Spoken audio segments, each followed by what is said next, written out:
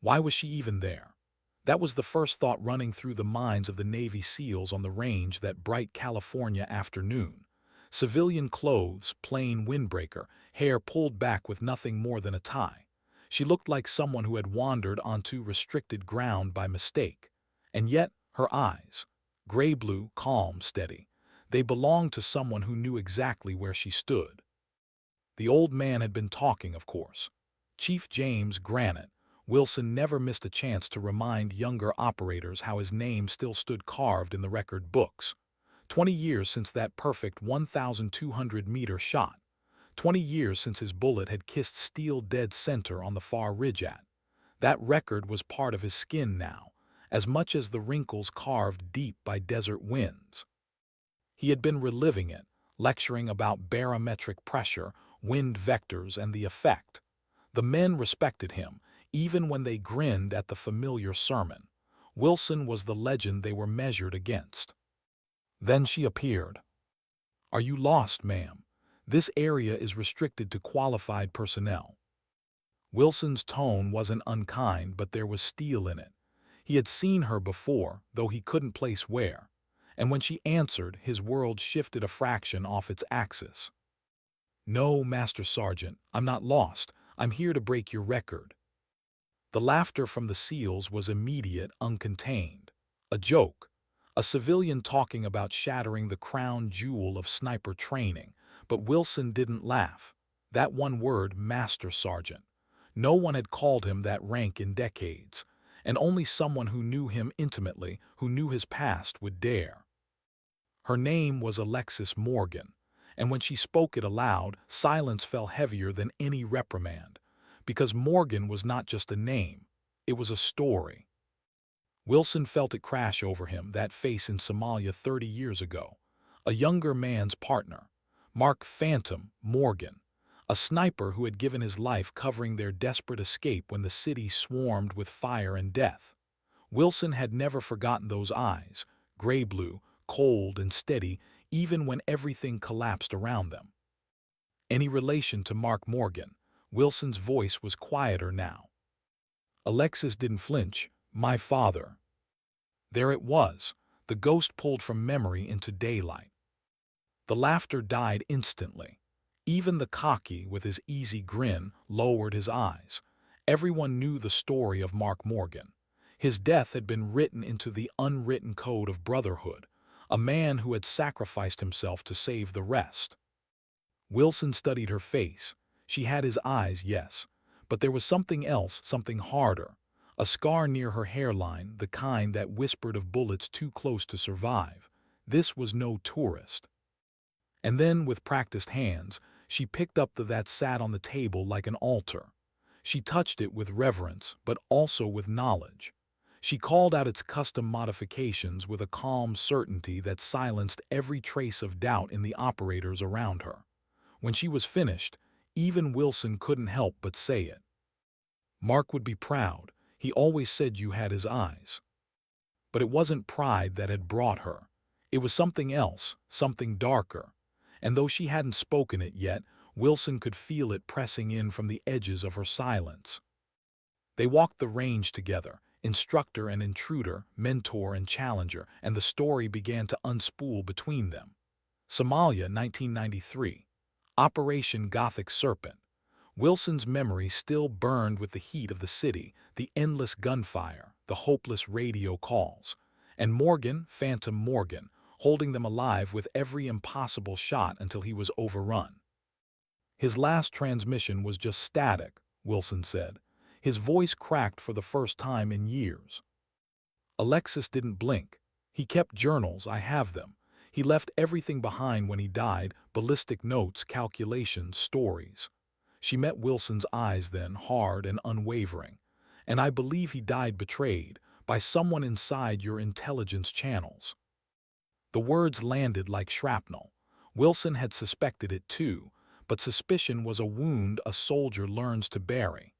Now, 30 years later, his friend's daughter stood on this same ground, breathing life into ghosts best left buried.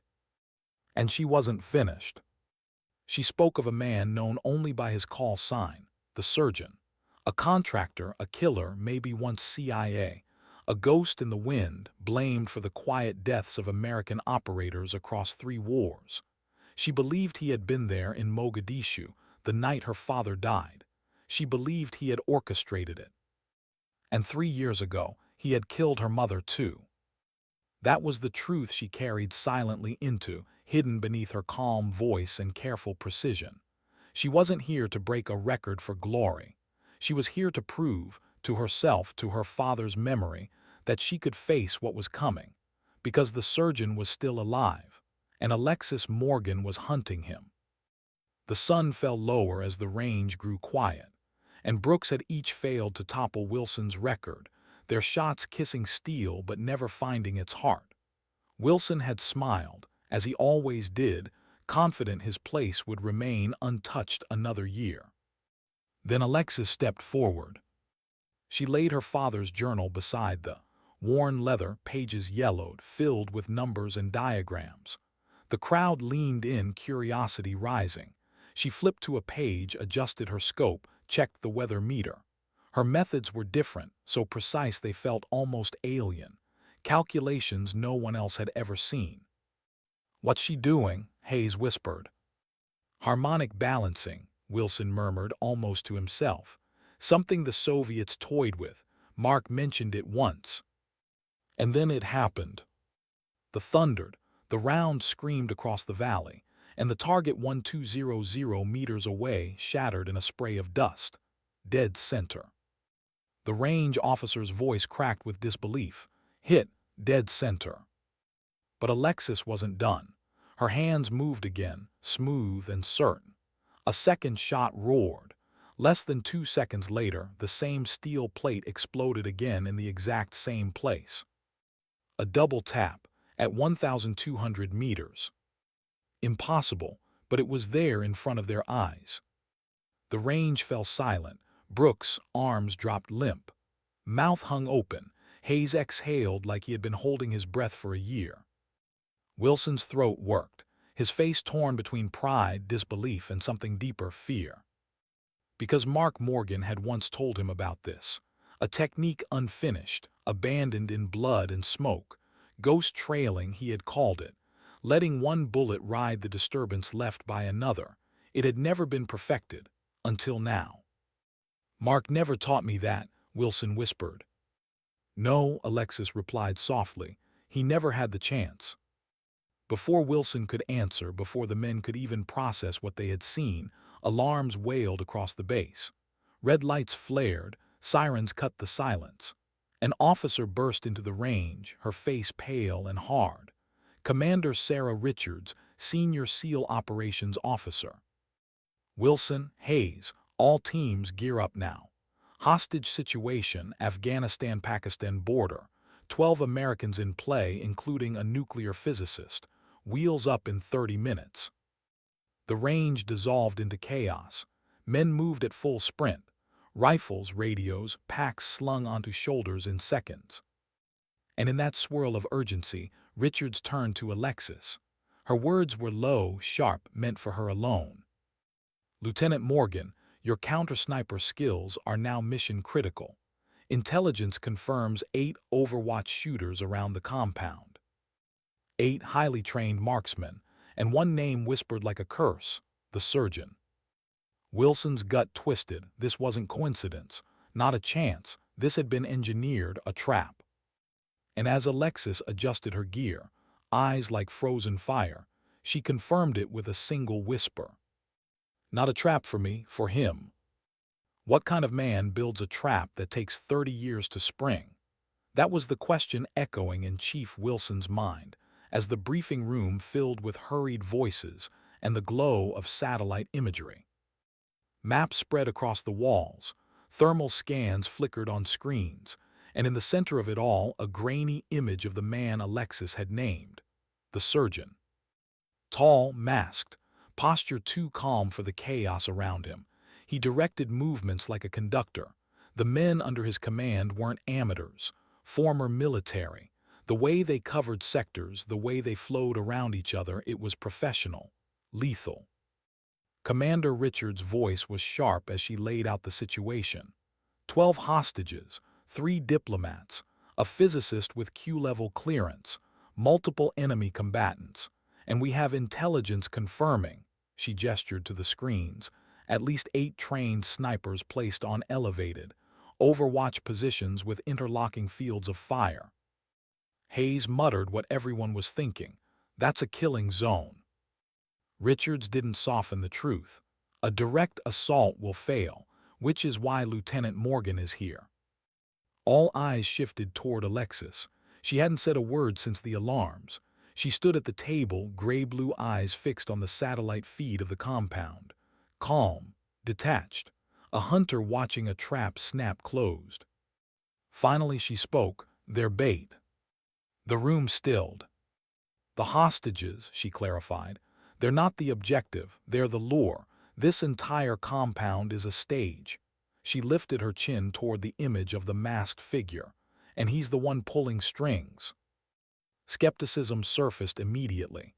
Brooks crossed his arms, voice heavy with doubt.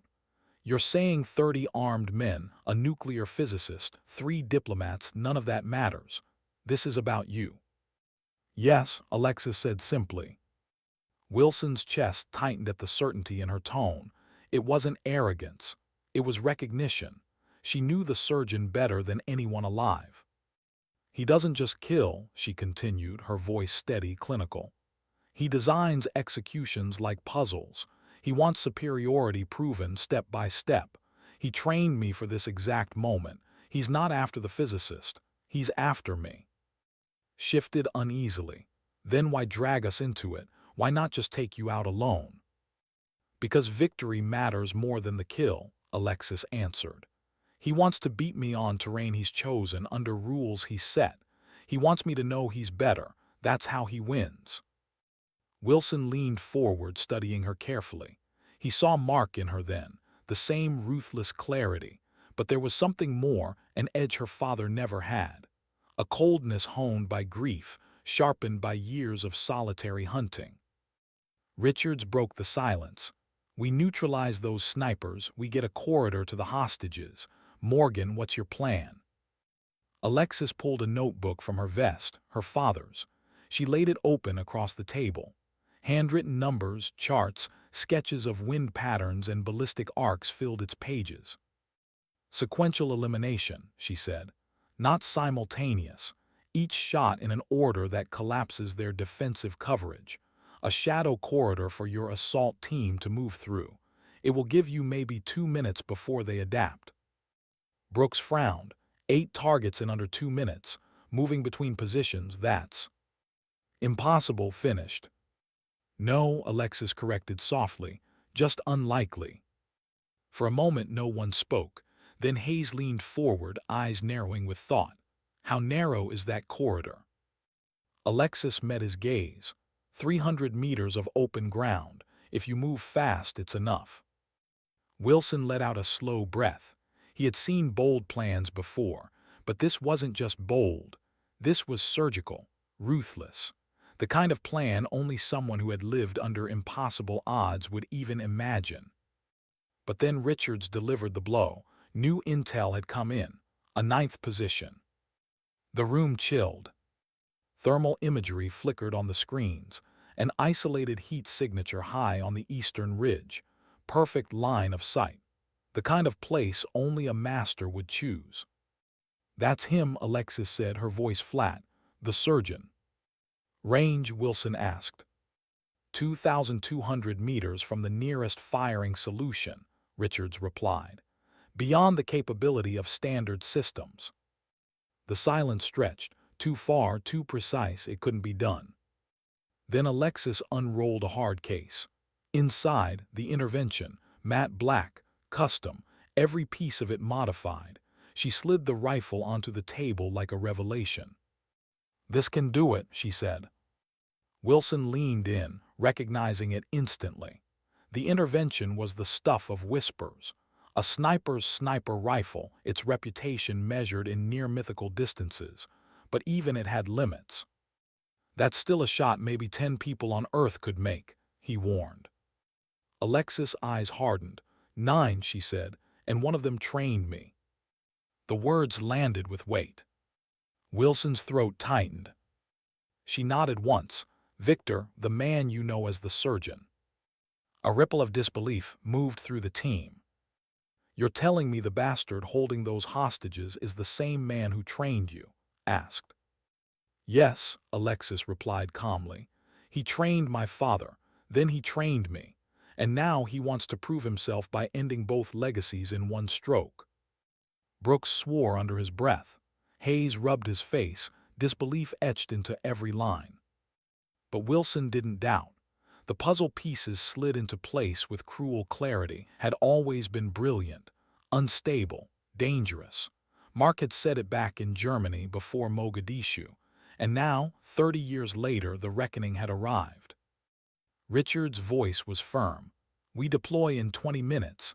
HAHO insertion. Silent glide approach. Morgan, you'll move to Overwatch. The rest of Poseidon team will breach once your corridor is open. The men scattered to prepare. Weapons checked, radios calibrated, parachutes laid out with mechanical precision.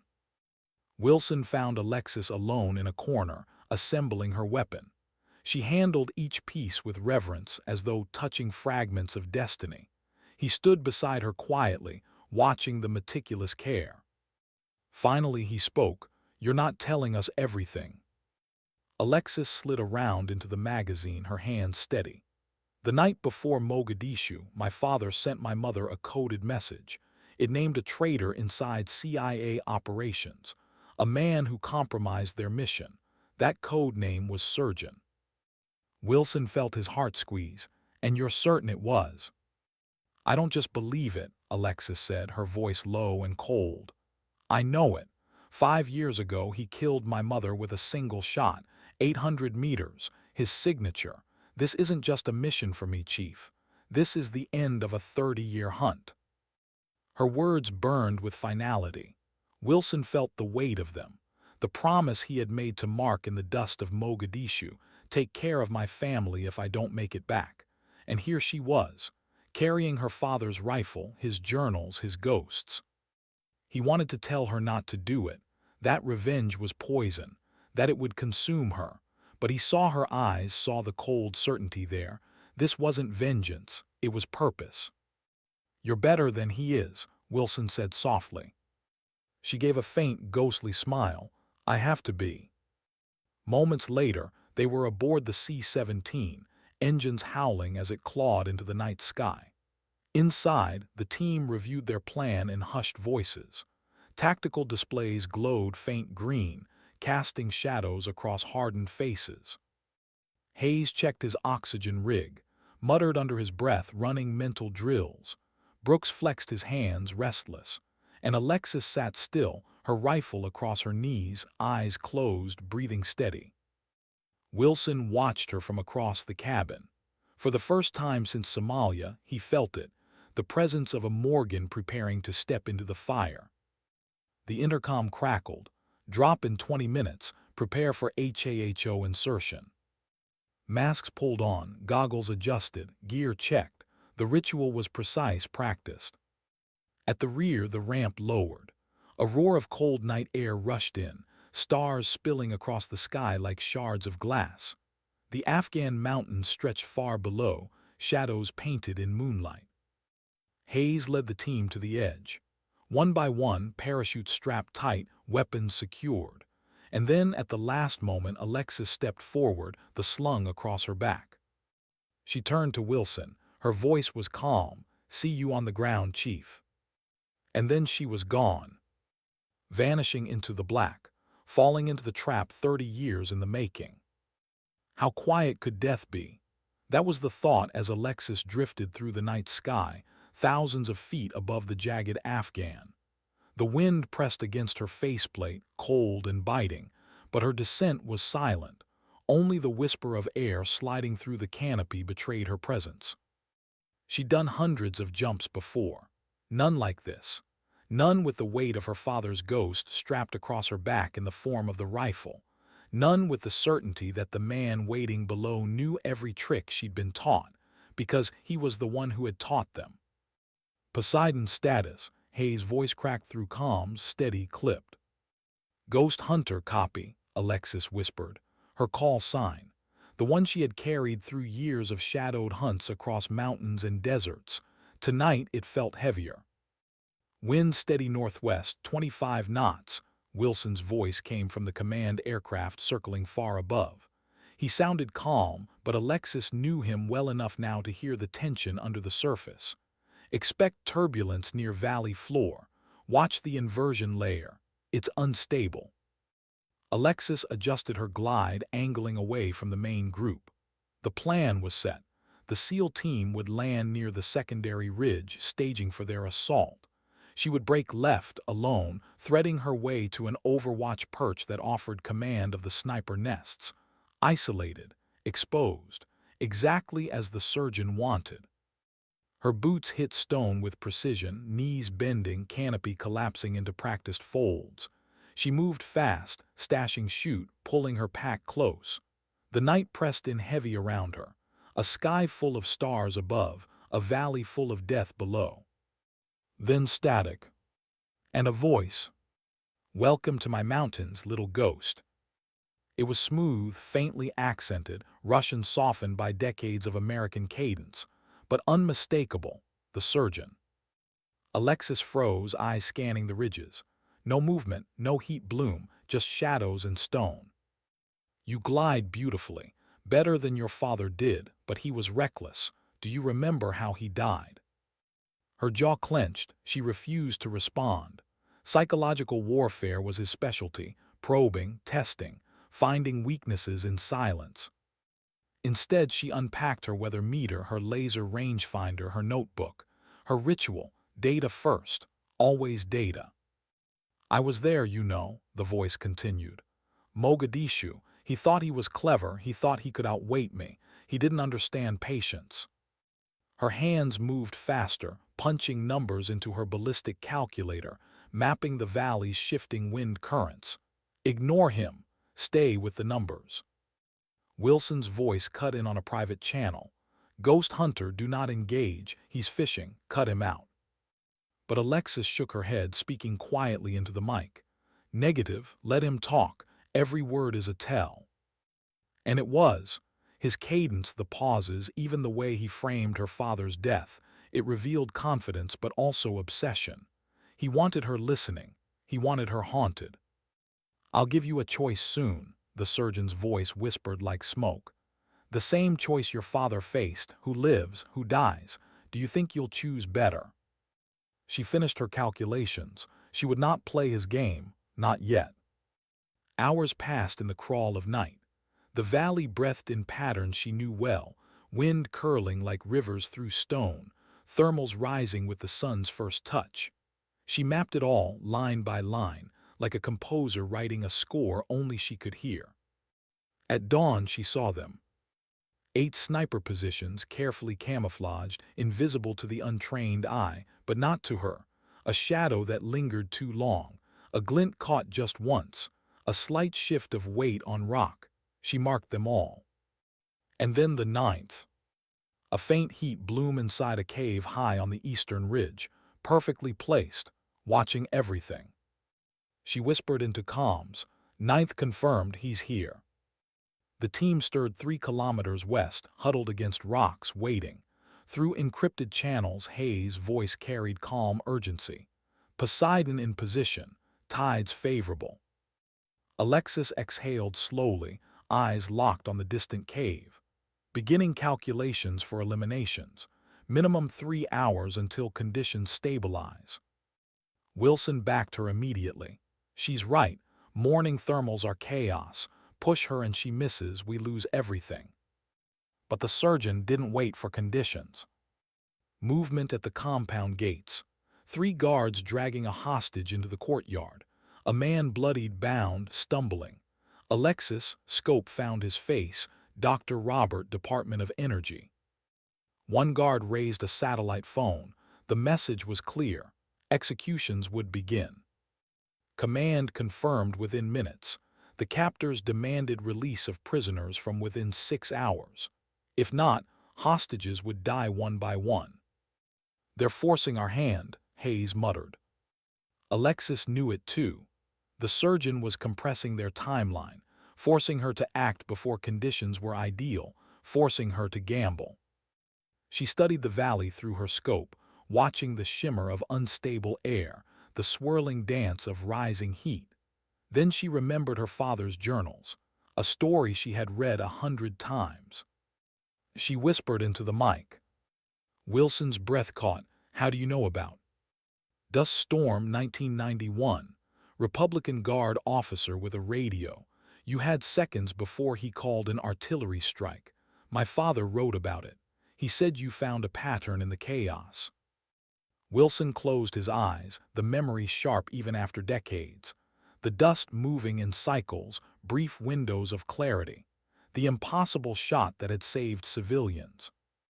Alexis smiled faintly. That's what I'm seeing here. Patterns in instability. Thermal cycles tied to sun angle, predictable windows. You're planning to fire in the chaos? Wilson asked. Yes, she said simply. 8 shots, 8 windows, 8 dead snipers. Skepticism crackled through comms. If you're off by fractions of a second. Then I miss, Alexis finished. Her tone was flat, certain. And we all die, but waiting isn't an option. We go now. She marked her first target, a sniper hidden in stone 950 meters away. Her cheek settled against the stock, breathing slowing into silence. The surgeon's voice came one last time. Do you really think you can beat me at my own game? Your father tried, he failed. You'll fail too. She ignored him. Operation commencing in 60 seconds, she transmitted. Wilson's voice was softer now, almost paternal. Whatever happens next, remember, you've already surpassed him. You've made his teaching into something more. Alexis exhaled. The world narrowed to the reticle. The first shot cracked the morning silence like thunder. Target 1 collapsed. She was already moving. How long could one heartbeat stretch? That was the measure of time as Alexis steadied behind her rifle, the reticle locked, her breath suspended between seconds. One heartbeat, one pull, one life ended. The first shot tore across the valley. The sound rolled like thunder, echoing off jagged ridges. Through her scope, she saw the target slump forward, lifeless. Target 1 eliminated, she whispered into comms, already breaking down her position. No celebration, no pause, only movement. She sprinted low, the slung boots scrambling over uneven rock. Bullets cracked back wild, frantic. The enemy was blind, firing at ghosts in the valley. She slid into her second position, cheek to stock, breath slowing again. Second shot, crack, another figure dropped. Target 2 down, moving. The valley responded. Enemy chatter spiked over intercepted comms, panic in their voices. They knew something was happening, but not where. Wilson's voice cut across her headset. Perfect. You're inside their reaction cycle, keep them guessing. Alexis was already on her third perch, higher ground with a sliver of sky at her back. The third sniper had gone prone, eyes frantically scanning. A shimmer of heat rose between them. Mirage, distortion. She accounted for it, shifting her aim fractionally. Crack. The body spasmed, then stilled. 3 down, she reported. Shadow corridor opening, Hayes confirmed, his team ready below. She didn't answer, she was moving again. Her fourth perch was dangerous, open, exposed. She dashed across gravel, rounds sparking around her. One clipped stone beside her, slicing rock fragments into her leg. She hissed but didn't slow. Pain was background noise. Only the mission mattered. The fourth sniper was moving too, abandoning cover, trying to relocate. Alexis tracked him mid-stride, adjusted lead, breathed. Crack. The man folded in motion, his weapon clattering against stone. 4 down, she said. Wilson's voice was tight. You're halfway, stay with it. Her fifth perch required climbing, hands scraping against rock, rifle dragging like a lead weight. Halfway up, stone gave way beneath her grip, sending her sliding. She caught herself hard, shoulder screaming. For a moment she dangled, the abyss yawning below. "Ghost hunter status," Wilson demanded. She gritted her teeth, hauling herself up with sheer will. "Still moving. Delay 5 seconds." At the top she rolled into position, found her fifth target. Reinforced cover. Only a sliver of head visible. She measured, exhaled, pressed. Crack. The figure toppled. 5. Time was shrinking. Hayes' team was on the move, sprinting across open ground, trusting her corridor of silence. Every second mattered now. The sixth nest was hidden, only a rifle barrel peeking from shadow. She couldn't hit the man, but she could hit the stone. She calculated angle, aimed 2 feet off. Crack. Stone exploded, shards tearing through the nest. Silence followed. 6 down. She was breathing hard now, sweat streaking dirt, blood soaking her pant leg. But she kept moving, always moving. The seventh perch was brutal, a crevice in the ridge, the target barely larger than an eye through stone. And the wind had risen, gusts spinning unpredictably. Instruments would fail here. She licked her finger, lifted it, felt the air, trusted instinct. Crack. For a heartbeat, nothing. Then the figure slumped forward, the shot threading through impossibility. 7. Voice cracked with awe. She's actually doing it. Wilson's reply was quiet. She's conducting a symphony. But the eighth position, the final, was waiting. The most fortified of them all. Concrete slits covering the compound entrance. And to reach the perch that gave her an angle, she would have to cross open ground fully exposed. She moved anyway. "Ghost hunter, hold position," Wilson barked. "Negative, moving," she snapped. Then came the warning. "Thermal just lit up," Wilson said urgently. "Ninth position, directly above you." The truth hit her like ice. The surgeon had anticipated everything. He had been waiting for this exact moment, sighted on her as she moved into his killing field. "I'm compromised," she said flatly. "Adjust to secondary breach," Hayes ordered immediately, trying to salvage. But Alexis knew. That was what the surgeon wanted, to force the seals into his pre-sighted zones, to collapse her careful corridor into chaos. She scanned the terrain in desperation. Then she saw it, a narrow blind spot, a natural rock formation that blocked the surgeon's line of sight for just a sliver of ground. "I need diversion," she whispered. She pulled a small device from her vest, an infrared strobe, invisible to the naked eye but blazing bright through optics. She planted it, triggered it remotely. Seconds later, a shot tore from the surgeon's cave, slamming into the decoy. She moved, sprinting across open stone, body screaming, lungs burning. Another shot cracked, spraying fragments inches from her head. She dove into the blind spot, rolled, came up on her rifle. The eighth sniper was in her scope, unaware of how close his world had ended. Crack. Target fell. "Corridor complete," she gasped. "Poseidon moving," Hayes confirmed, his team surging toward the breach point. For the first time, Alexis allowed herself a breath of relief. Against every odd, she had done it.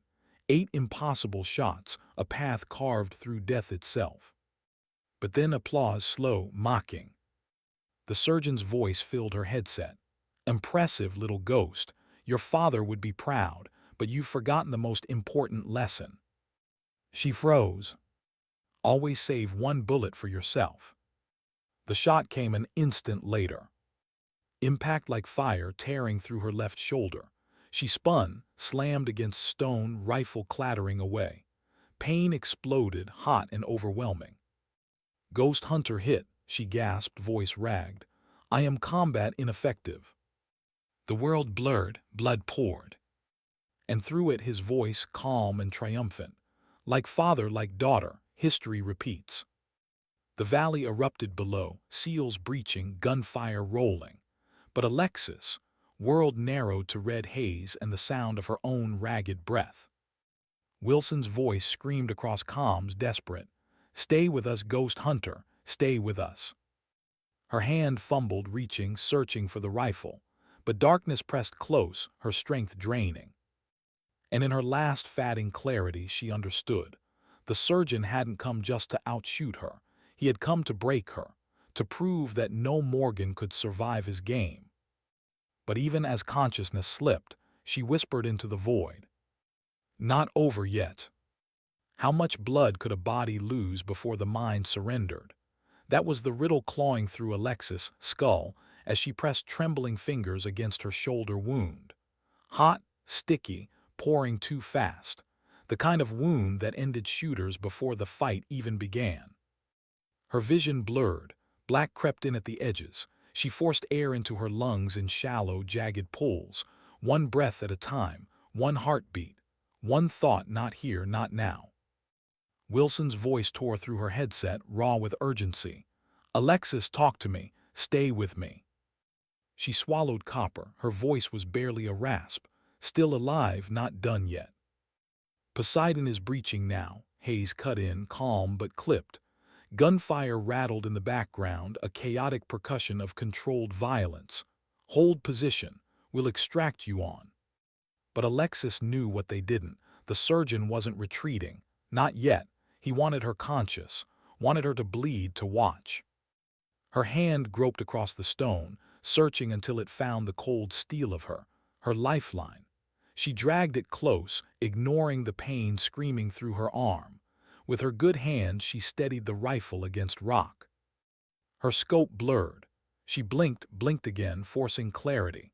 Through it she saw the compound below erupt in chaos. Poseidon team breaching, flashes of grenades, hostiles falling in waves. But something was wrong. Movement at the rear of the compound. A group of fighters dragging a hostage away from the chaos. Not just any hostage. Dr. Chambers, the physicist. Hair matted with blood, hands bound. And there, walking calmly behind them, directing it all, the surgeon. He wasn't fleeing in panic. He was orchestrating a second stage to his trap. "Command," Alexis whispered, her voice hoarse. "Surgeons moving Chambers, East Ridge, secondary route." Wilson's voice thundered back. "Negative, you're compromised. Hold position until medevac." She ignored him, adjusted her scope, tried to steady the crosshairs despite the tremor in her hand. But the surgeon knew. He always knew. He stopped in the open, turning slowly, lifting his head toward her position though she hadn't fired. Even from 2 kilometers away, she felt the weight of his gaze through the glass. And then mockery. He raised 2 fingers to his temple, mimicked a trigger pull, a gesture meant for her alone. Her chest burned with fury, but she didn't fire, not yet. Inside the compound, Poseidon's breach hit its peak. Hayes' voice cut across comms, loud over the roar of gunfire. "First corridor clear, 2 hostages secure, moving to secondary hold." She forced her focus back to the fight. Every second counted. Through the scope she found one of the remaining defenders, an Overwatch with a bead on Hayes' team. She adjusted, ignoring the fire in her shoulder, and pressed. Crack. The hostile dropped. "Assist fire, thank you, Ghost Hunter," Hayes barked, breathless mid-assault. But the wound dragged her back down, dizziness closing like a vice.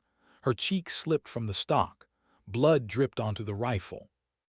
Her father's journal lay open beside her, its pages trembling in the wind. She saw the familiar handwriting, lines she had read 100 times. "Pain is only a voice. You decide whether to listen." She closed her eyes, drew strength from the words, and forced herself upright again. Below, the fight turned desperate. Grenades thundered. Short, brutal bursts of gunfire filled the valley. Poseidon moved room to room, clearing with surgical precision, but time was slipping. Alexis' comms crackled again. "Not Wilson this time, the surgeon. You can stop them, you know. You can save Chambers or you can save yourself, but not both." His tone was calm, surgical, the same voice that had shaped her as a girl when she didn't know what he was. She felt bile rise. "Your choice will write the story," he continued. "Your father chose wrong, will you?" Her grip tightened on the rifle, her vision tunneled. This was his game, always his game. Then screams from the compound. Hostile with a vest, suicide bomber, Brooks' voice ragged with panic. Gunfire, a deafening blast. The comms filled with static, then silence. Poseidon, report, Wilson roared. Hayes came back breathless, strained. Brooks is down, Chambers still being moved. We need extraction now. Alexis scanned desperately, finding Chambers again. She was being shoved into the back of a truck at the East Ridge, guarded by 4 men. The surgeon climbed in last, calm as ever. They were leaving. Her pulse surged. She had 1 shot left chambered, 1 chance. But the wind shifted, mirage shimmered, her shoulders screamed, everything screamed. She adjusted anyway, the reticle trembling across the surgeon's chest. For a breath she considered ending it here, ending him, ending the hunt. But Chambers was in the line of fire. Her father's words returned again, etched in memory. The hardest shot is the one you don't take. Her finger froze on the trigger. The truck roared to life, kicking up dust. In seconds it was gone, swallowed by the eastern ridge. Silence hung heavy in her headset. Then Hayes' voice, strained but resolute. Compound clear, survivors secure, but Chambers is gone. Wilson's voice followed, heavy as stone, and has her. Alexis let her rifle sag, her vision blurred. She collapsed onto her side, the stone cold against her cheek. Her last thought before blackness claimed her was simple, cutting, undeniable. He's not running. He's pulling me deeper. Why did survival sometimes feel heavier than death? That was the question that echoed in Alexis' mind as she opened her eyes to white light, antiseptic sting, and the rhythmic beep of monitors. She wasn't in the valley anymore. She wasn't lying against stone and blood. She was in a hospital wrapped in gauze, tethered to tubes, alive. For a moment she wished she was. The ceiling blurred, swimming through haze. Her shoulder throbbed, every pulse a hammer. She tried to move, but restraints, or maybe her own weakness, held her still. A voice broke the silence, familiar, steady, Chief Wilson. "You're awake." Her eyes turned, finding him seated beside her bed. His face was harder than she remembered. Lines cut deeper, eyes shadowed. He looked older than he had days before. She tried to speak, only a rasp came out. "How long?" 72 hours, Wilson said quietly. "They patched you up in, you lost a lot of blood. Frankly, I didn't think you'd wake up." Her throat burned, she swallowed against the dryness. The team. Wilson's jaw clenched. Brooks is gone, Hayes, the rest, they're stable. They pulled 7 hostages out alive. The words hung heavy. 7 alive, but not Chambers. Her voice cracked. "Chambers." Wilson looked away, didn't answer immediately. When he did, his voice carried the weight of truth. "Has her. Intel suggests he crossed into the tribal belt, disappeared." The surgeon had slipped through their fingers, again. Alexis closed her eyes. Guilt hit her like a physical blow. She had had the shot, she could have taken it, but she hadn't, and now Chambers was gone. Her father's words echoed again. The hardest shot is the one you don't take. But had it been wisdom or weakness? For the first time in years, she doubted herself. Wilson must have seen it in her face because his voice softened. "You didn't fail, Alexis. You saved that team. Without you, Hayes and the rest wouldn't be breathing." She shook her head weakly. "But Chambers." "Chambers is one person," Wilson said firmly. "You saved 7 others. You saved Poseidon. Don't lose sight of that." But she did. When night fell and the ward grew quiet, she replayed it over and over. The scope, the reticle, the impossible choice. Every time she imagined pulling the trigger. Every time Chambers fell in her mind. The surgeon had designed it that way. He hadn't just wounded her body.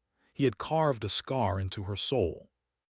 Days passed in a blur of pain and slow healing.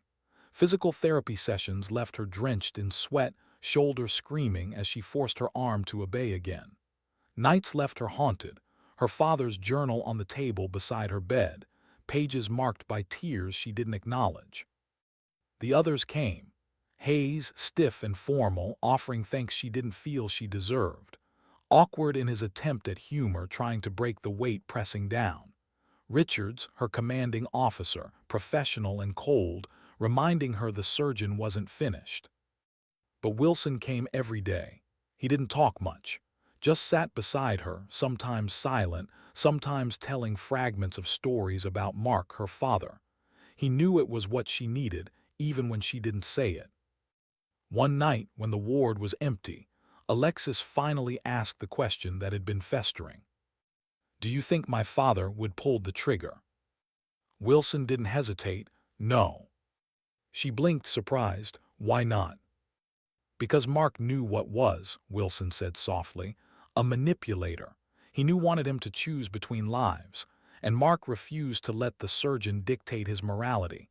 He chose his own path. So did you." His words sank deep. They didn't erase the guilt, but they steadied her. 2 weeks later, she was released. Not fully healed, never fully healed, but strong enough to move again, to carry the weight of her rifle, to return to the hunt. Because the hunt wasn't over. In a dim operations room Richards laid out fresh intel, grainy drone footage, a convoy moving through, heavily guarded. Among the figures, a woman with hair, Chambers. The team leaned in.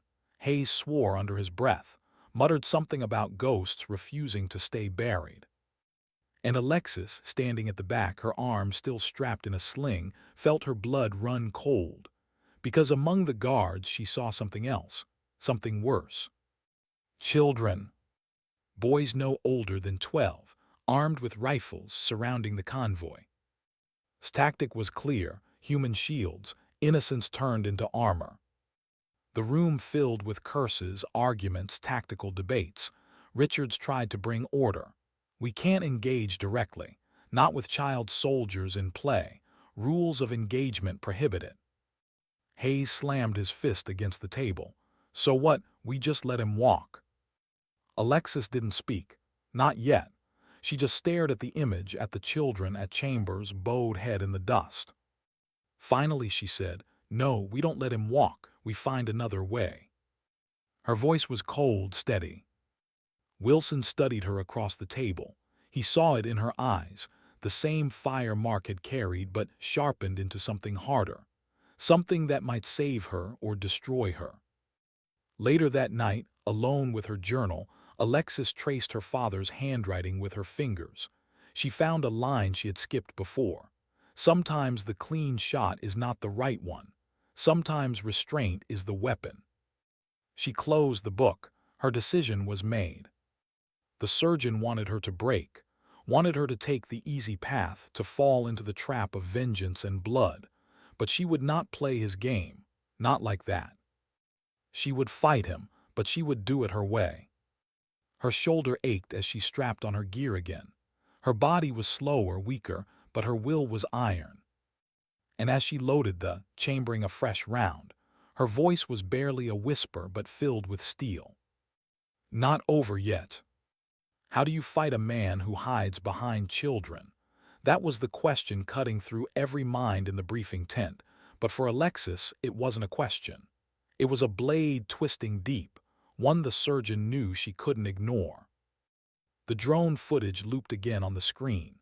The convoy winding through the mountains, rusted trucks bristling with weapons. In the back, Chambers, bruised but alive. Around her, boys, thin, malnourished, carrying rifles too heavy for their shoulders. They looked terrified, trapped in a game they hadn't chosen. Muttered under his breath, "He's using kids like armor." Hayes' jaw flexed. "If we hit that convoy, we're killing children." Silence filled the room. It was the surgeon's masterpiece, his cruelty wrapped in strategy. Alexis stood at the back, her sling gone now, though her shoulder still burned with every movement. She kept her eyes on the screen, voice calm. "He knows our rules. He knows we won't shoot them." Wilson studied her. "So what's your play?" Her hand rested on the slung over her shoulder.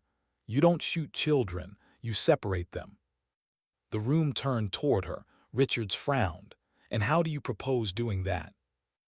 Alexis flipped open her father's journal, turning to a diagram she had traced 100 times. Arrows, notes, arcs of fire. Noise, confusion, pressure. Kids break when you overwhelm them without targeting them. We hit the convoy with flash, smoke, sonic pressure. No casualties, just chaos. Once they scatter, we isolate core guard and extract chambers. Hayes raised a brow. And if they don't scatter? Her gray-blue eyes lifted from the page, cold and certain. Then I take the shot that makes them scatter. It wasn't bravado, it was truth. Hours later, the mountains swallowed them whole. Poseidon moved like shadows, weaving through ravines, climbing ridges under a moonless sky. The air was thin, cold, alive with the hum of distant insects and the crackle of unseen fires. Alexis felt every step in her bones, the weight of her rifle, the throb of her shoulder, the whisper of her father's voice carried in memory. Restraint is the weapon.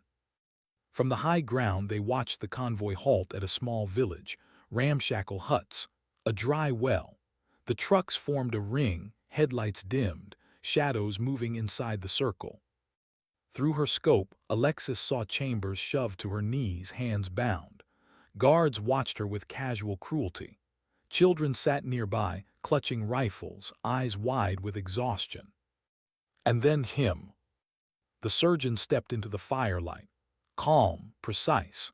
His mask glinted, silver edges catching the flames. He moved among the children, resting a hand on a boy's shoulder, whispering something. The boy nodded, terrified. Alexis' stomach twisted. He wasn't just using them as shields. He was indoctrinating them, turning them into his pawns. Wilson's voice murmured in her ear. "Alexis, talk to me. What do you see?" Her answer was quiet. "I see him building a wall of innocence, and I see the cracks." The plan moved fast. Hayes and flanked left with smoke and flash grenades. Brooks' absence was felt in the silence between them. His shadow lingered, but no one spoke of it. Richards directed from a distance, her voice steady. Alexis remained on overwatch, scope locked on the surgeon. Every detail burned into her mind. The way he tilted his head, the way his hands gestured, calm even in control of chaos. He was daring her. "Execute in 60 seconds, Richards ordered. Hayes whispered, "Ready." "Ready." Wilson's voice cut across private comms. "Alexis, remember, don't let him set the rules." She exhaled, steadying, "Copy." On Richard's mark, the mountain erupted. Flash grenades cracked, blinding white, tearing the night. Smoke poured in waves, thick and choking. Sonic charges whined, a shrill scream disorienting even seasoned fighters. The children panicked. Rifles clattered to the ground. Some fled into the dark. Others curled into themselves, sobbing, blinded and deafened. The ring broke. Guards shouted, firing wildly into smoke. Poseidon surged, silent and surgical, cutting through chaos. Alexis moved with them from above, scope tracking, breath even. She dropped 2 guards who tried to flank, her shots precise, clean, controlled. But the surgeon did not falter. Through the haze, Alexis saw him, calm, unmoving. He guided Chambers to her feet, dragging her toward the eastern ridge. While chaos consumed his men, he slipped away as if it had all been scripted. Target moving east with Chambers. Alexis snapped into comms. Poseidon cut them off, Richards barked. But the surgeon had anticipated it. His path wound through a narrow gorge, one exit, high walls, a funnel, another trap. Alexis didn't wait for orders. She was already moving, boots pounding rock, lungs burning. Wilson's voice shouted after her through comms, but she cut it. Silence now. This was between her and him. She reached the ridge ahead of him, the gorge yawning below. She dropped prone, rifle ready, breath ragged but steady. The reticle found him through the haze, his mask, his hand gripping Chambers' arm. Her finger tightened on the trigger. Then Chambers moved. The woman stumbled, nearly falling. The surgeon caught her, pulling her in front of him, Shield, always a shield. Alexis froze. Her shoulder ached, her vision blurred, her heart hammered. She could end it here, a single shot, one pull. But Chambers' life hung in the balance. Her father's words echoed, sometimes restraint is the weapon. The surgeon tilted his head, as though sensing her hesitation. Slowly, deliberately, he raised his hand and tapped his mask, right where his eye would be. He knew she was watching. And then, with maddening calm, he vanished into the gorge with Chambers in tow. Alexis lowered the rifle, her chest burning. Hayes' voice crackled through comms. Contact lost. Repeat, contact lost. East Ridge clear but target gone. Richards cursed, her voice shaking with rare anger. He's playing us again. Wilson's voice came quiet, private, meant only for Alexis. He's pulling you to him, step by step. Don't lose yourself chasing his shadow. But she already knew. The chase wasn't over. It was only tightening. She closed her scope, her whisper barely audible. He wants me in the gorge. That's where it ends. What does the end of a 30-year hunt sound like? For Alexis, it was silence. No wind. No voices in her headset. Only the scrape of her boots against stone as she descended into the gorge. The walls closed around her, steep and jagged, shadows swallowing the moonlight. It felt less like a battlefield and more like a tomb. She knew why. The surgeon had chosen it that way. Her comms crackled, Hayes' voice sharp, urgent. Ghost Hunter, hold position. We're closing in, don't go alone. She didn't answer. Because she knew this wasn't about Poseidon, wasn't about the hostages anymore. It had never been. This was a reckoning written decades ago. At the gorge's base, the ground leveled into a narrow corridor. There, torchlight flickered. Chambers knelt, bound, her face bruised but her eyes fierce, and behind her in the shadows, the surgeon. He stepped forward slowly, deliberately, as though he had all the time in the world. Mask gleaming faintly, posture calm, movements exact. At last, his voice rolled across the stone, smooth and unhurried. The daughter of the man who thought he could outshoot me. The girl I sharpened, the woman I forged. You came just as I knew you would. Alexis raised her rifle, breath steady despite the throb in her shoulder. Let her go. He tilted his head, amused. You know better, this isn't about her. This is about you, about proving what blood cannot escape. Her finger hovered on the trigger, but his hand rested on Chambers' shoulder, too close. He knew the geometry, knew she couldn't fire clean without risking the hostage. You had the chance before, he said softly. You hesitated, you chose weakness. Your father chose weakness too. That is why he died. The words stabbed, sharp and cruel. She swallowed them, eyes fixed on him. My father died saving lives. You've spent yours destroying them. He chuckled. Noble words, but nobility doesn't win. Precision wins. Patience wins. I am both. And you, he stepped closer, dragging Chambers with him, you are nothing but an echo of a man who failed. Her breath trembled, but she lowered the rifle just slightly. His posture shifted, curiosity flickering. Echoes, she murmured. That's all you are too. A man who's been chasing ghosts so long he forgot what victory even means. For the first time, his silence stretched, a crack in his perfect calm. Chambers seized it. With a sudden surge, she slammed her head back into his chest, twisting free for an instant. It was all Alexis needed. Her rifle snapped up, reticle locking on the sliver of mask exposed. She exhaled, pulled. Crack! The round tore through his faceplate, shattering glass, staggering him back. He collapsed against the stone, blood spilling, mask falling away. For the first time, she saw him clearly. Victor, older, gaunt, eyes still sharp but dulled by years of obsession. A man, not a myth, mortal. He coughed, blood staining his lips, but he laughed still, ragged. You think this ends me? No, I've already won. You became me. She knelt beside him, her rifle lowered now, her eyes cold. No, I became my father. His gaze flickered. something unreadable passing through, and then the light drained from his eyes. Silence reclaimed the gorge. Chambers sobbed quietly, clutching her wrists where the rope had cut deep. Alexis moved to her, cutting her bonds, steadying her trembling hands. "It's over," she whispered. But even as she said it, she knew it was. When Poseidon finally caught up, weapons raised, they found Alexis standing over the surgeon's body, Chambers alive beside her. No gunfire, no chaos, just stillness. Wilson's eyes met hers. He saw it immediately, the shift. She hadn't killed in vengeance. She had chosen restraint until there was no other choice. She had chosen her own path. Extraction came at dawn. The team lifted out in silence, the valley fatting behind them, another scar added to the endless ledger of war. Back at, reporters would later ask about the mission, about the hostages, about the legend of the record-breaking sniper who had shattered barriers. But Alexis never gave interviews. She left the medals, the glory, to others. One evening, weeks later, Wilson found her alone on the range at. The same lay across the table, the steel plate 1,200 meters away waiting. She wasn't there to break a record. She was there to remember. Her father's journal sat open beside her, its last page marked.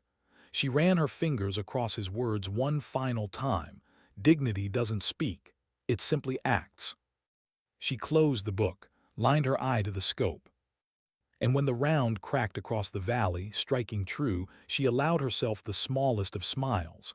Not for victory, not for vengeance, but for peace.